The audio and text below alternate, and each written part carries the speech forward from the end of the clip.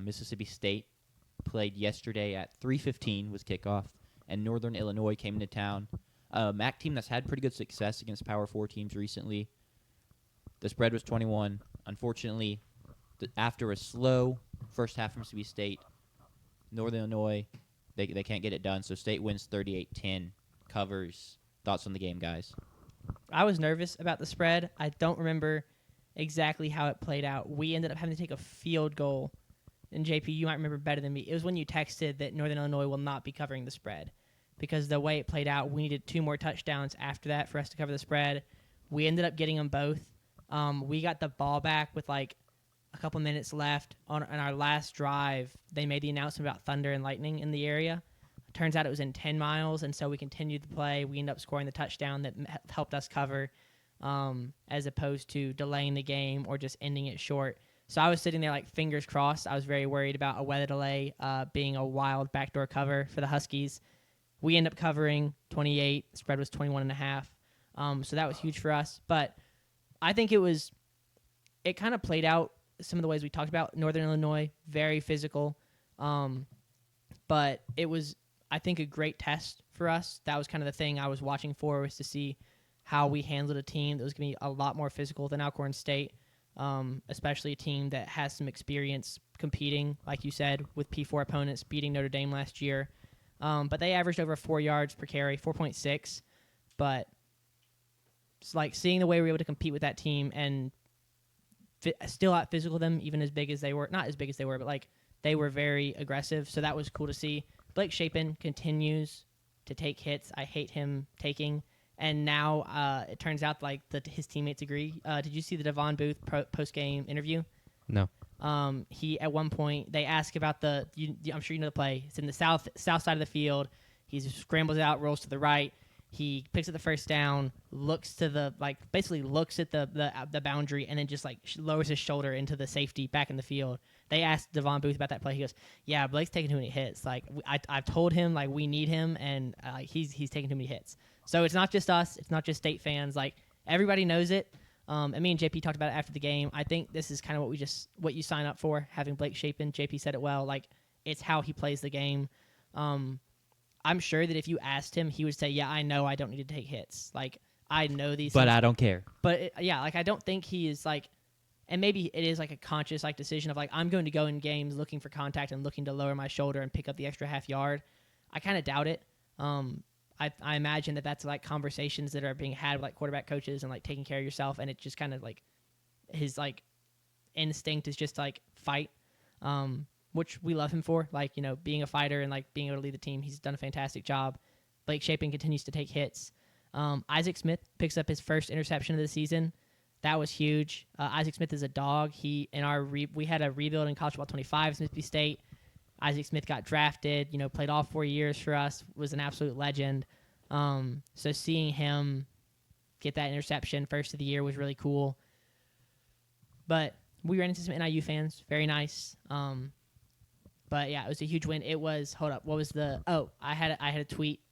It was State is now one of 4 teams that is 4-0 and also undefeated against the spread. There are some teams that are 3-0 and undefeated against the spread, but there's a lot of teams that are 3-0. So I made a graphic. It was a Venn diagram to kind of mock ESPN because they did a Venn diagram wrong, so I did one right, and kind of showed ESPN how to do it. But that was huge. The other teams are Memphis, Arizona, and Texas Tech. Shout out there. Wait. Memphis, Texas Tech, Vanderbilt. I don't know why I said Arizona. They've been in my brain all day. Memphis, Texas Tech, Vanderbilt. So those are the teams that are 4-0 and undefeated against the spread. That was exciting. But yeah, that's kind of like my initial takeaways. JP? I wasn't surprised with how kind of the game went, especially with them hanging around very early. I told you that was going to happen. I told y'all that was going to happen. This is just what Northern Illinois does.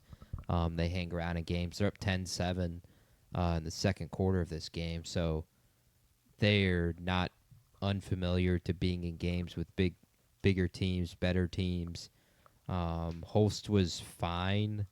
I didn't, appreciate the hate for my hate that I was receiving. made some good throws, but he was never really in control of the game. He was better than trash, which is what I called him on Thursday. But I mean, the pick to Isaac Smith was terrible. Should have been It- PI, so he should have got bailed out. straight up terrible. It week after week, it feels like quarterbacks are just trying to one up themselves with the worst interception possible. Holst just takes a snap, stares his receiver down the entire way, and it's just free money. It's food for Isaac Smith. No intention to look off the safety. No intention pre-snap to determine whether or not he's got one-on-one. He just assumes, overthrows, pick. That was kind of unsurprising, but also it's like, dude, how are you a collegiate quarterback and making that kind of decision? But there were more negatives, I think, for State than there were positives in this game, even though we covered the spread. 11 penalties for 103 yards. We had poor special teams play until we had the block punt. Levy said in his post-game interview we have to get rid of the 3 and outs, especially when you run at the kind of pace that we like to run at. You saw that in marquee games like with Tennessee, in the Tennessee-Georgia game, when Tennessee, like, it's not rocket science, but when they were getting going 3 and out, the energy in the building is drawn out. The energy in the offense is drawn out. It feels like you're way further behind than you actually are, or you're way less ahead than you actually are. We only had 2 3 and outs yesterday, but there's essentially a third where we picked up a first down, then had a 3 and out. That kind of has to stop, especially if you're going to do it against Northern Illinois. Like, we need to be able to pick up at least 10 yards to start a drive and kind of get it going. Shapen missed 3 deep balls that were just overthrown or just straight up misses, but he did make the throw of the day in the fourth quarter, and that was unbelievable in person, and then unbelievable when I went back and watched it. His throw to Anthony Evans, they go cover 0, everybody is blitzing. Linebacker has a free shot at him. He gets it barely off. It's Anthony Evans in stride, gets hit right after. It was beautiful, kind of sealed the game, and just basically said, okay, we got Rapid and Maroon and White. The Bulldogs won. Xavier Gayton's going to join the running back room, apparently. He only had, I think it was 4 or 5 carries yesterday. But Levy said he's going to be part of a 3-man group with Fluff Bothwell and Devon Booth. I disagree. I continue to give Booth and Bothwell carries. I just think they're better than Xavier Gayton. What year is Gaten? I think he's a sophomore, That's what I think he's also Gotcha. a sophomore. if I'm not mistaken. Real quick tangent. I Sure. hate deep running back rooms. I like 2 back, and that's it. I agree. A&M. I mean, I know it's like against weaker opponents, but even when the game's close, right? We were using like 5 guys. Even against Notre Dame, like 4 or 5 different guys got carries. And I want my running backs to get into the flow of the game. I want them to be able to feel it out. And then I think that just matters so much. And then when it's in the second half and they already have 8 to 10 carries and they're just ready to go, they've been hit a couple times, they know what to expect, and then they can just wear at the defense and take over. I think when you use more than 2 guys, you kind of lose some of that. But continue. Yeah, and it didn't really show up in this game, but it sounds like that's going to be what it is going forward. Like, Bothwell had 17 carries, Booth had 7, and Gayton had 4, like I said.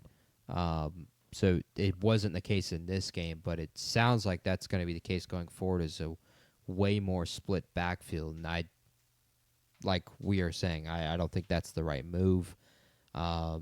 Shapen, his numbers are unimpressive, but like I said, he missed 3 deep shots that would have been touchdowns had he had hit any of them.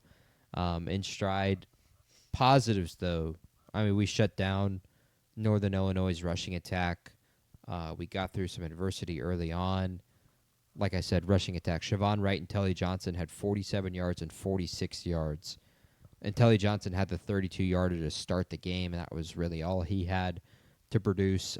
So that was a positive for a team that ran it 2 out of every 3 plays coming into the game. They only ran it half of the amount of plays, partially because they were trailing, but it was also because they just weren't getting as much in the ground game as they were expecting.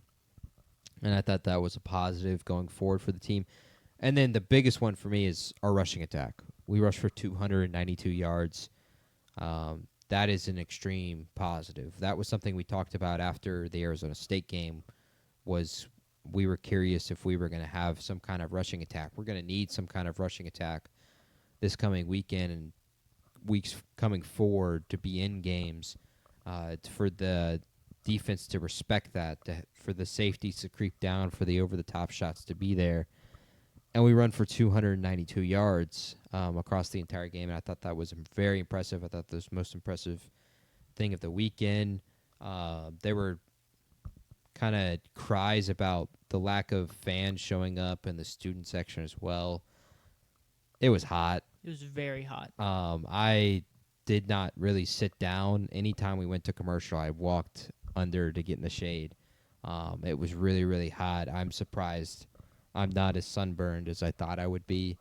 Sure. Sun was out. It was hot the entire afternoon. It was hot over in the tailgating area under tents and shade with a fan on you. So it was hot out there on the field. Apparently there were temperatures of over 100 degrees recorded down on the field, especially on the turf. Yep. Um, My camera that I have to use overheated about a dozen times. yeah. And it literally the worst part was, so like the camera I use is like a traditional like photo camera that like sits on a gimbal, so it like balances and everything, so I don't have to hold still. I can move and it'll level itself. And I get to sit in the end zones. I do all the pregame stuff. I get to run out with the team. Super cool stuff. I actually have the footage now, so I'm gonna start like tweeting some of the clips I've got. I already tweeted one.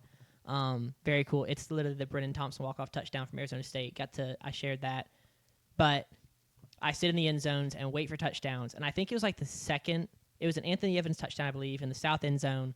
I literally get up to go over there and start recording it, and my camera just shut down. I mean, I was so mad. But yeah, the weather, it was miserably hot. Hoping for better weather this weekend against Tennessee. But yeah, as someone who was on the field, it was pretty awful down there. Yeah, it was not fun. It should be a little bit better this coming weekend. I've heard highs like the low 80s. High as is opposed- 81 Yeah. currently. Not a lot better, and I don't think it's going to matter. Is what I was getting to with the student section and the lack of fan out there. It's next week. It's going to, if it's not sold out, I'm going to be extremely upset with the fan We're base. 1,500 tickets away, and we've got 6 days to go. So then I expect it to be sold out. I will also be disappointed in the fan base if there's a ton of Tennessee Orange there on Saturday, which How much constitutes a ton? more than 25%. Okay. Oh, I was going to say like 10 or 15. You got to be realistic with Yeah. Tennessee. I feel like they're going to get some tickets. Yeah, they are. And the unfortunate point my mom made, and I hadn't considered this, is because it's a whiteout, it might end up looking like the Tennessee home game because all you're going to see is orange and white, which is going to be because it's going to be 20. If 25, You'll see those maroon cowbells. True. But if it's 25% Tennessee fans and they're all wearing orange, which they are because they're like when you travel, you wear your color. Yeah. So it's going to be 25% orange and then like 60% white, and then like what is that? 15% maroon. So Sure. I'm a little nervous about it looking like a Tennessee home game. It's not going to sound like it, I don't think. I'm not worried about that. But just optically, it's going to look a little goofy because it's a whiteout. Yeah. Could be, I'm very excited because weather-wise, the whiteout will be a blessing, a huge blessing. But it is going to look a little odd. That's fair. That doesn't matter until Thursday. I was about to say. True. Great point. I do want to say, though, there were another positive. Cal Ferry makes a 48-yarder for him to get another long kick under his belt is a positive. And then Ethan Pulliam, 2 punts, 50 yards on average. He's got to be the starting punter going forward. Like, I know Tice, like, he shanked one. That's going to happen here and there. But Pulliam has the stronger leg, and what only made sense for the 2-punter approach was what I thought originally was that it was one is the long distance punter and one is the guy who's going to pin him deep. Nathan Tice being the one to pin him deep.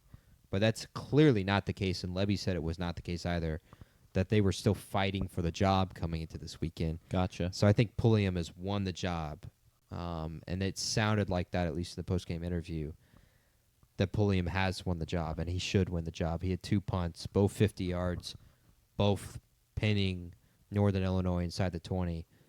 So positive on top of that. I'm happy for him because I would have felt really bad if he quit baseball just to be the backup punter. Yes. Like at the end of the day, you made the decision. You gotta stick with the result. But that just would have sucked a little bit. But that kind of completes all of my takeaways for the most part. The negatives I think hurt a little bit, especially the penalties. Penalties were tough. Shapen putting himself in danger, those kind of things I don't like. We ended up with 11 penalties for over 100 yards. So, But you won, covered the spread. You're 4-0. You've already hit the over on the season win total, and now you just look to secure 2 more wins. I talked about it on Wednesday with one of my buddies. It is crazy to think that with the state of this program that we are all cheering to make the Liberty Bowl, and yet here we are. If we make the Liberty Bowl and go 6-6 this year, it would be an ecstatic feeling in Starkville. It's like a 95th percentile outcome on the season. Yep. Yes. it'd be huge.